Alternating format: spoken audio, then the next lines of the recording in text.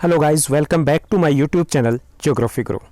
In the series of NCERT Geography, today we are here with the third episode of Class 11th Geography, chapter number 7, Landforms and their Evolution, भू आकृतियाँ तथा उनका विकास।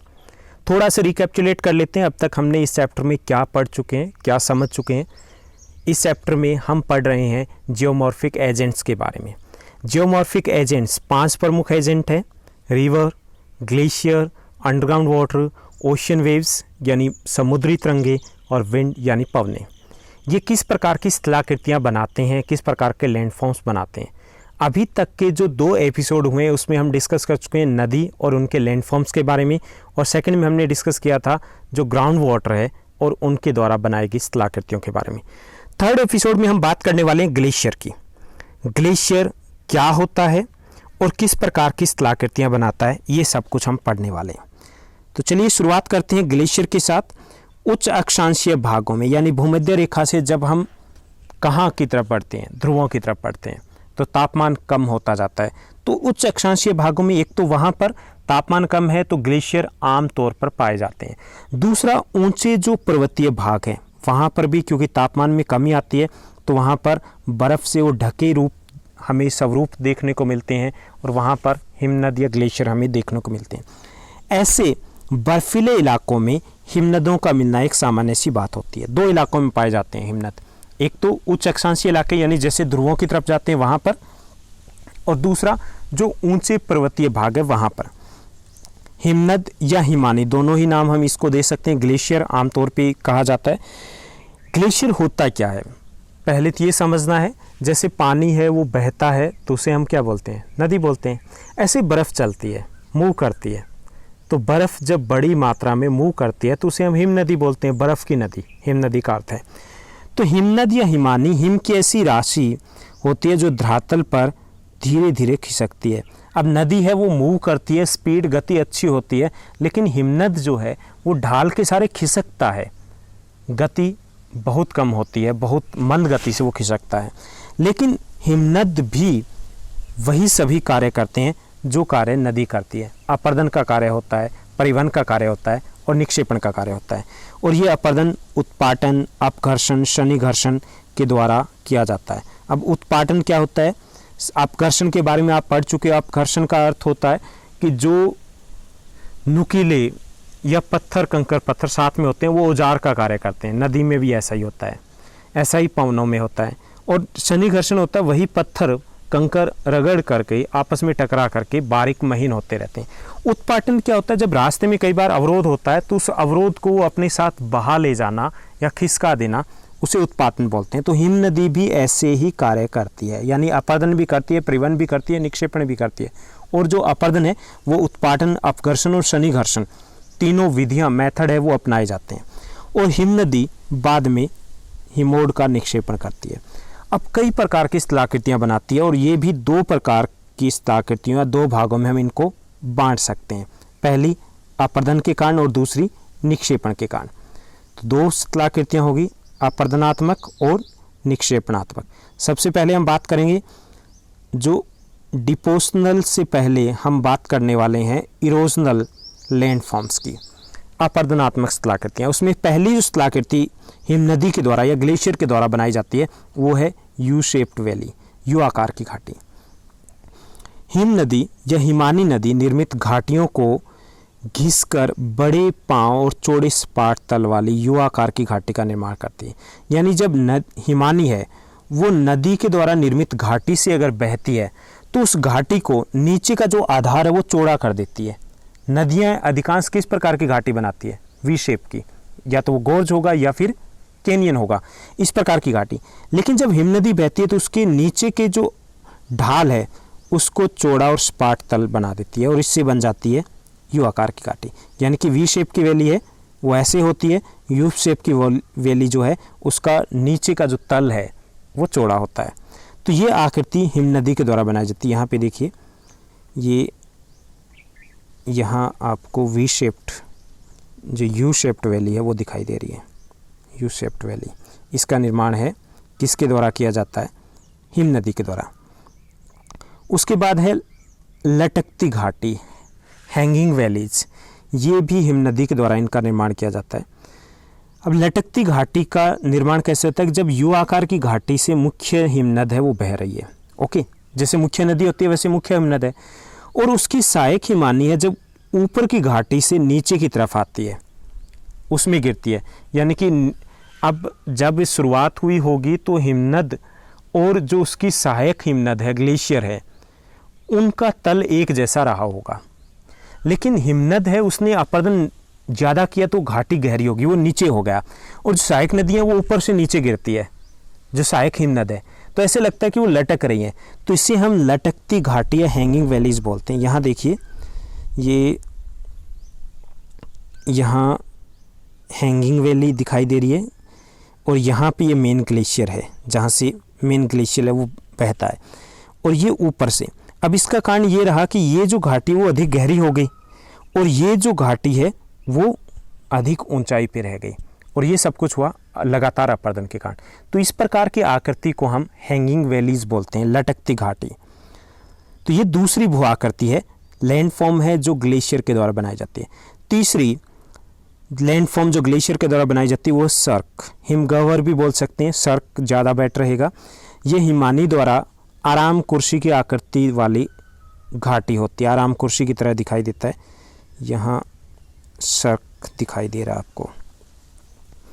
अब आराम कुर्सी की तरह ये होता है कि जैसे ढाल आता है तो आगे की तरफ अपर्दन अधिक हो जाता है, जबकि साइडों में जो अपर्दन है, बीच में अधिक होगा, साइडों में अपर्दन है वो कम होता है अपेक्षाकृत, सेंटर में अधिक हो रहा है, तो इसके कारण इस प्रकार की आकृति सर्क की आकृति बनती है। अब टान दिया गया, टान क्या है कि सर्क में, उसके बेसिन में, उसकी तली में कहीं पर जब मुलायम चट्टान होती है तो उसका अपर्दन हो जाता है, और अपर्दन हो गया तो वहाँ पर एक गर्त बन गया, और उस गर्त में जब जल भर जाता है बाद में तो उसे हम टान लेक बोलते हैं, टान झील बोलते हैं। यहाँ पे ये देखिए, इसी में दिखाया गया है कि यहाँ अपर्दन किया गया और एक गर्त है, और इस गर्त में बाद में जब पानी भर गया तो ये झील बन गई, और इसको हम बोलेंगे टान लेक।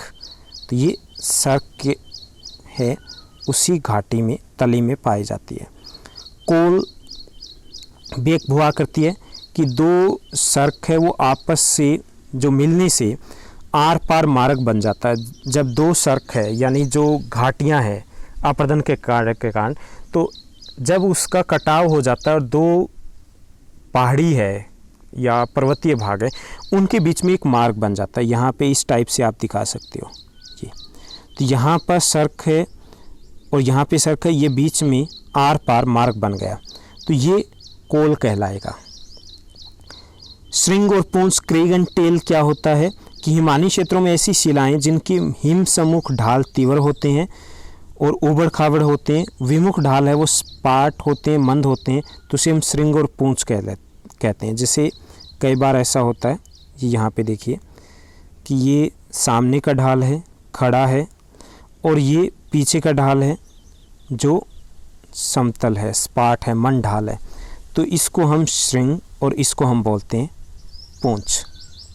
ऐसा क्योंकि जब वो यहाँ से हिमनद बहेगा तो यहाँ अपर्दन के कारण इसको वो सपाट बना देता है, तो इसे हम श्रृंग और पूंछ बोलते हैं। आइस का फ्लो है वो इस डायरेक्शन में होता है। तो ये भी आकृतियाँ हिमनद के द्वारा बनाई जाती है। भेड़ शिला पीठ, ये हिमानी अपर्दित भेड़ की पीठ के समान शिला होती है। अब भेड़ शिला पीठ है, यहाँ पे विजिबल इसी टाइप की आकृति होती है। जब नदी के मार्ग में जब कोई चट्टान आती है तो उसका एक भाग इसी चट्टान की तरह, ये जो चट्टान है इसको हम भेड़ शिला पीठ कह सकते हैं पूरी चट्टान को। तो इस चट्टान से सामने की चट्टान होगी, यहाँ से फिर वो धीरे धीरे ढाल बना देती है। तो ये ऐसे दिखाई देता है जैसे भेड़ बैठी हुई हो, और एक साइड में जहाँ जिस साइड से वो चट्टान मूव कर रही आ रही है तो वो चट्टान का ढाल है वो खड़ा होता है, दूसरा ढाल है वो समतल होता है, सपाट होता है। तो ये आकृति भी हिमनदी के द्वारा बनाई जाती है, और ये सेम इसी प्रकार की आकृति होगी। तो इसी में हमने क्रेज एंड टेल को शो किया है। उसके बाद जो 8th है वो है फ्योर्ड। फ्योर्ड है बहुत इंपॉर्टेंट है एग्जामिनेशन के पॉइंट ऑफ व्यू से, कि हिमानी द्वारा निर्मित जो घाटियाँ हैं, किस प्रकार की घाटियाँ बनाता है, यू शेप की घाटी बनाता है ग्लेशियर। तो उसमें जब जल भर जाता है तटीय इलाकों में, तो ये कटे फटे जो तट होते हैं उसे हम फ्योर्ड बोलते हैं। यहाँ पे देखिए ये यू शेप्ड वैली है जो शो किया गया, ये यू शेप्ड वैली है और ये फ्योर्ड है, यानी यू शेप्ड वैली है उसमें पानी भर गया। ऐसा नॉर्वे स्वीडन के तट पर इस प्रकार के फ्योर्ड है वो आमतौर पर देखे जाते हैं। हिम नदियों के द्वारा कटाव करके घाटियाँ बनाई गई और बाद में पानी भर जाता है तो उसे हम फ्योर्ड बोलते हैं। तो ये भी हिम नदी के द्वारा बनी हुई घाटी होती है। ये यहाँ पे एक और दिखाई दे रहा है फ्योर्ड का पिक्चर विजिबल होगा। तो ये थी अपरदन कार्य के कारण, यानी कि जब हिम नदी ग्लेशियर अपरदन कार्य करते हैं तो इस प्रकार की आकृतियाँ वो आमतौर पर दिखाई देती है। अब निक्षेपण, जब जमाव कार्य किया जाता है तब भी कई प्रकार की आकृतियाँ बनती है। पहला है मोरेन्स यानी हिमोड, नदी द्वारा यानी हिम नदी के द्वारा हिमानी के द्वारा निक्षेपित कंकर पत्थर और जो जीवाश्म वो जो जमाव होगा उसको हिमोड बोलते हैं। यानी हिम नदी के द्वारा जैसे नदी है वो जमाव करती है अंत में तो उसे हम बोलते हैं डेल्टा। ऐसे ही हिम नदी जब जमाव करती है कंकर पत्थर या अवसाद को तो उसे बोलते हैं हिमोड। ये हिमानी के किनारों पर हो सकता है, उसके अंतिम भाग में हो सकता है या उसकी तली पर हो सकता है। तो ये हिमोड है। हिमोड को इसी आधार पे कई नाम भी दिए जाते हैं। हिमोड है वो कई प्रकार का हो सकता है, जैसे यहाँ पे है ये मेडियल मोरेन या मध्यम हिमोड हो गया क्योंकि मध्य में बीच में जमा किया गया है। ये लेटरल मोरेन हो गया, पार्श्व हिमोड हो गया क्योंकि ये किनारों पे जमा किया गया है। ये तीसरा टर्मिनल हिमोड हो गया जो अंत में जमा किया गया है। तो हिमोड है यानी कि अवसाद कंकर पत्थर मिट्टी इत्यादि का जमाव, और जमाव मध्य में है, किनारों पे है या अंत में है, उसी आधार पे हिमोड कई प्रकार के हो सकते हैं। उसके बाद सेकंड जो जमाव या निक्षेपण के कारण डिपोजनल लैंडफॉर्म है हिम नदी के द्वारा बनाए वो होते हैं एस्कर्स। एस्कर क्या होते हैं? ये हिमानी जलोढ़ के जमाव से निर्मित लंबे संकरे और लहरदार कटक होते हैं। जब ऐसे लहर के तौर पर जमाव होता है तब उसे हम एस्कर का नाम देते हैं। यानी कि लहरदार होगा, टेढ़ा मेढ़ा होगा, विसर्पण की तरह होगा और लंबा होगा, एक दिशा में होगा तो उसे हम एस्कर का नाम देते हैं। ऐसे जमाव भी अक्सर पर्वतीय इलाकों में देखे जाते हैं। केम भी एक स्थलाकृति है, जमाव के कारण बनती है।